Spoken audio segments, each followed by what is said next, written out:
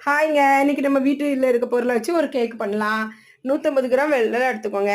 200 gram தண்ணி ஊத்திக்கோங்க. கொதிக்க வச்சு வடிகட்டி எடுத்துக்கோங்க. 100 கிராம் பச்சரிசி எடுத்துக்கோங்க. சாதம் ஒரு கொஞ்சம் சேர்த்துக்கோங்க. கொஞ்சம் ஜீரகம் போட்டுக்கோங்க. சோடா போட்டுக்கோங்க. கொஞ்சம் தண்ணி ஊத்தி மையா அரைச்சிருங்க.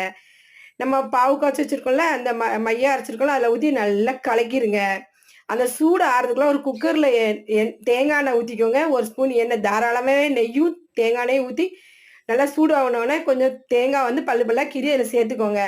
இந்த கலவைய அதில ஊத்திருங்க. ஊத்திட்டு மூடி போட்டுருங்க.